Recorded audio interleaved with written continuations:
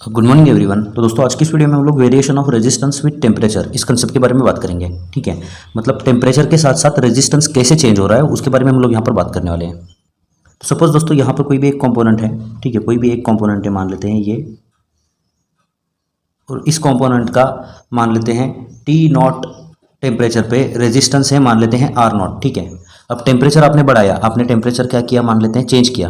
अब T temperature पे इसका जो रेजिस्टेंस है वो आर है। तो जब टेम्परेचर आपने यहाँ पर चेंज किया तो रेजिस्टेंस भी क्या होगा, रेजिस्टेंस भी चेंज होगा। और ये कितना चेंज होगा ये निकालने का दोस्तों फॉर्मूला है हमारे पास। ठीक है, वो फॉर्मूला क्या है देखिए।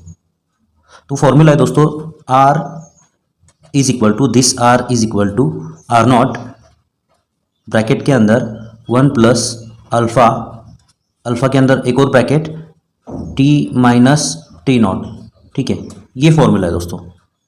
जब आप टेम्परेचर टी नॉट से टी चेंज करोगे ना, ठीक है, तो जो रेजिस्टेंस है वो आर नॉट से आर चेंज करेगा। और ये कितना चेंज करेगा ये निकालने का जो फॉर्मूला है, मतलब फाइनल रेजिस्टेंस क्या होगा ये निकालने का जो फॉर्मूला है वो फॉर्मूला ये है। ठीक है, अब दोस्तों ये जो फॉर्मूला है ये फॉर्मूला आपको याद करना है, और ये जो फॉर्मूला है इसके अंदर की हर एक टर्म आपको पता होना जरूरी है। ठीक है, जैसे कि आर नॉट क्या है दोस्तों, यहाँ पर आर नॉट मतलब resistance at T nought, R मतलब resistance at temperature T, T मतलब ये फाइनल टेम्परेचर, टी नॉट मतलब इनिशियल टेम्परेचर। ठीक है, अब दोस्तों यहाँ पर अगर आप देखोगे तो ये अल्फा क्या है, ये अल्फा को बोलते हैं दोस्तों टेम्परेचर कोएफिशिएंट ऑफ रेजिस्टेंस बोलते हैं इसको। So this alpha is temperature coefficient of resistance. ये अल्फा जो है ये टेम्परेचर कोएफिशिएंट ऑफ रेजिस्टेंस है, और इसकी वैल्यू आपको प्रोवाइड की जाएगी एग्जाम में। तो दोस्तों ये जो फॉर्मूला है ये फॉर्मूला आया कहाँ से उसके बारे में हम यहाँ पर बात करेंगे। ठीक है, तो दोस्तों देखिए यहाँ पर ये जो चेंज इन रेजिस्टेंस है ना, R minus R nought, resistance कितने से चेंज हुआ यहाँ पर देखिए, आर माइनस आर नॉट से चेंज हुआ ना। तो ये चेंज इन रेजिस्टेंस जो है ये डायरेक्टली प्रोपोर्शनल टू होता है चेंज इन टेम्परेचर के, मतलब जितना ज़्यादा टेम्परेचर चेंज होगा उतना ज़्यादा रेजिस्टेंस चेंज होगा। ठीक है, तो आप इसको कैसे लिख सकते हो, R minus R nought is directly proportional to क्या होगा दोस्तों यहाँ पर टी माइनस टी नॉट। ठीक है, ओके। एक और चीज़ आपको यहाँ पर ध्यान में रखनी है दोस्तों कि ये जो चेंज इन रेजिस्टेंस है this is directly proportional to initial resistance. ठीक है, ओके।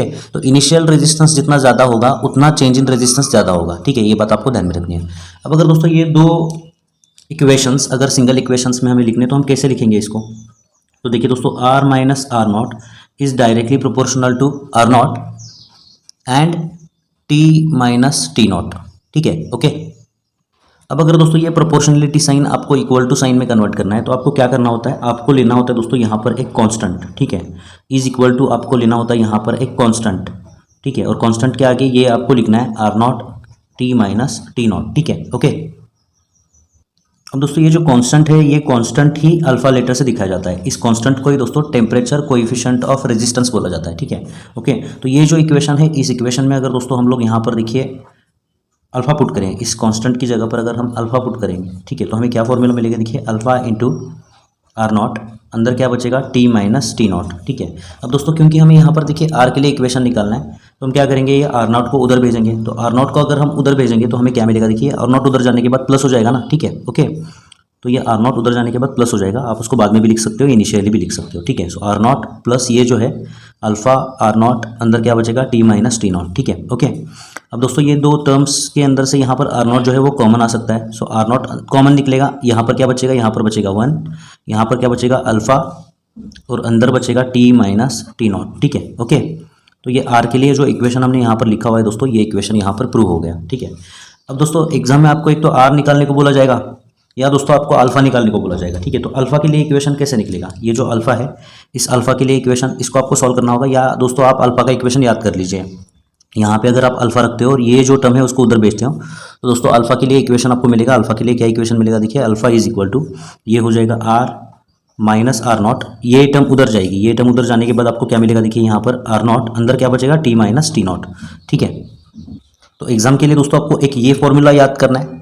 ठीक है, और दूसरा दोस्तों आपको ये फॉर्मूला याद करना है। ठीक है, जो ऑलरेडी मैंने यहाँ पर लिखा हुआ है। तो वेरिएशन ऑफ रेजिस्टेंस के लिए ये फॉर्मूला है दोस्तों। अगर वेरिएशन ऑफ रेजिस्टिविटी पूछते हैं, ठीक है, तो वेरिएशन ऑफ रेजिस्टिविटी के लिए सेम फॉर्मूला होगा।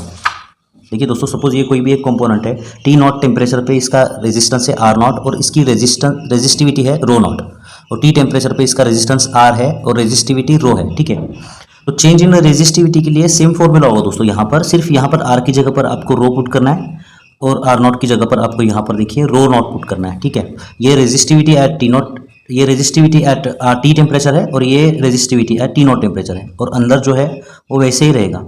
अल्फा अंदर क्या होगा, T minus T not, bracket complete, ठीक है। अब दोस्तों ये जो कंसेप्ट्स हैं, इन कंसेप्ट्स के ऊपर एक्सरसाइज के अंदर यहाँ पर कुछ क्वेश्चन हैं, उनको हम यहाँ पर सॉल्व करते हैं।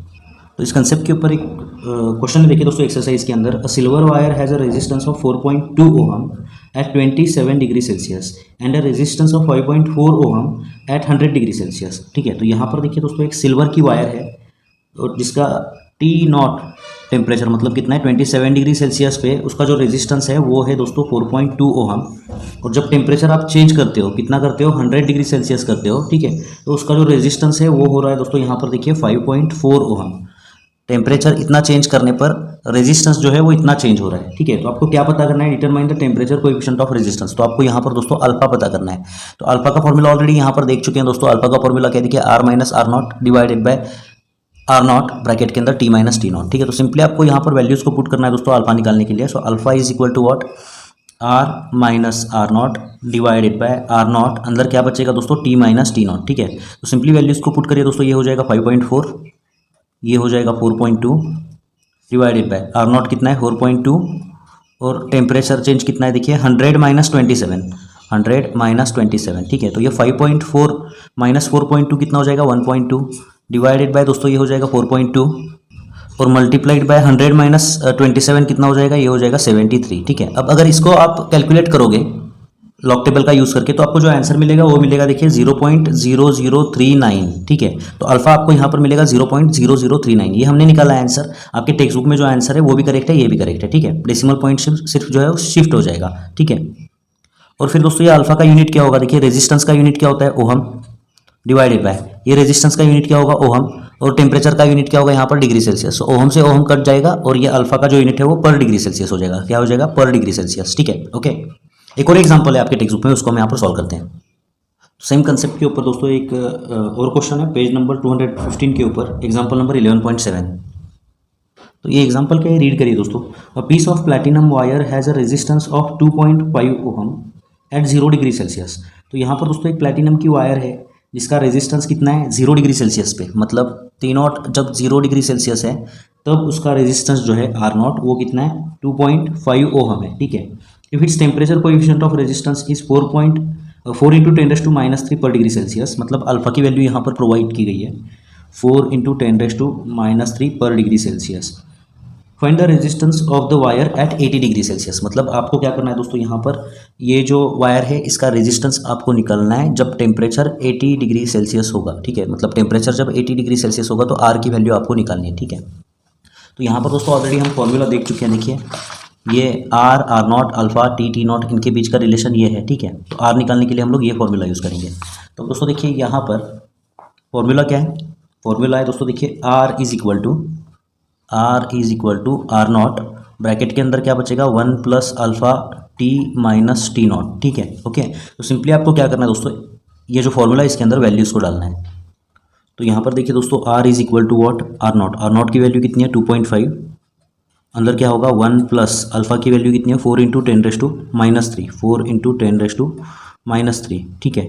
ओके, और अंदर क्या बचेगा यहाँ पर टी माइनस टी नॉट, और टी माइनस टी नॉट कितना है 80 माइनस 0, 80 माइनस 0 हो जाएगा ये, ठीक है। अब सिंप्लीफाई करना है दोस्तों, यहाँ पर देखिए 2.5, अंदर क्या बचेगा 1 प्लस 80 माइनस 0 मतलब 80 हो जाएगा ये, ठीक है। और 80 इंटू 4 हो जाएगा 320, और 320 इंटू 10⁻³ बचेगा यहाँ पर, ठीक है। और 320 इंटू 10⁻³ क्या होता है, ये होता है यहाँ पर देखिए 2.5, अंदर क्या बचेगा 1 प्लस ये 320 इंटू 10⁻³ होता है 0.332 या 0.320, ठीक है। ओके, अब ये 1 प्लस 0.32 कितना होता है दोस्तों, 1 प्लस 0.32 होता है 1.32, और 1.32 को 2.5 से अगर आप मल्टीप्लाई करोगे तो आपको यहाँ पर आर की वैल्यू मिल जाएगी। वो कितनी मिलेगी देखिए आपको, वो करीबन आपको 3.3 ओहम के आसपास कहाँ पर तो मिलेगी, ठीक है। तो जब ये प्लैटिनम वायर का टेम्परेचर 0 डिग्री था, उसका रेजिस्टेंस 2.5 ओहम था। जब उसका टेम्परेचर 80 डिग्री सेल्सियस होगा तो उसका रेजिस्टेंस कितना होगा 3.3 ओहम, ठीक है। ओके, तो इसका मतलब क्या है कि टेम्परेचर बढ़ाने पर रेजिस्टेंस क्या हो रहा है, देखिए दोस्तों बढ़ रहा है, ठीक है। जब आप टेम्परेचर बढ़ाओगे, ठीक है, तो रेजिस्टेंस क्या होगा यहाँ पर बढ़ेगा, ठीक है। तो यहाँ पर एक ग्राफ भी आपको प्रोवाइड किया गया है। देखिए टेम्परेचर के साथ साथ रेजिस्टेंस क्या हो रहा है। देखिए यहाँ पर टेम्परेचर के साथ साथ जो है रेजिस्टेंस, आप यहाँ पर रेजिस्टेंस ले सकते हो या रेजिस्टिविटी ले सकते हो। तो अगर दोस्तों इस ग्राफ की तरफ आप देखोगे तो यहाँ पर रेजिस्टेंस या रेजिस्टिविटी, ठीक है, ओके। तो यहाँ पर अगर आप टेम्परेचर के साथ साथ ये रेजिस्टेंस कैसे चेंज हो रहा है आप देखोगे तो आपको ये देखिए ग्राफ जो है वो ऐसे मिलेगा, मतलब रेजिस्टेंस जो है वो टेम्परेचर के साथ साथ जो है बढ़ रहा है, ठीक है, ओके। तो यहाँ पर दोस्तों ये जो change in resistance with temperature है ये वाला कंसेप्ट खत्म होता है। नेक्स्ट वीडियो में दोस्तों हम लोग ईएमएफ के बारे में बात करेंगे, ठीक है। तो मिलते हैं दोस्तों आपसे अगली वीडियो में। धन्यवाद।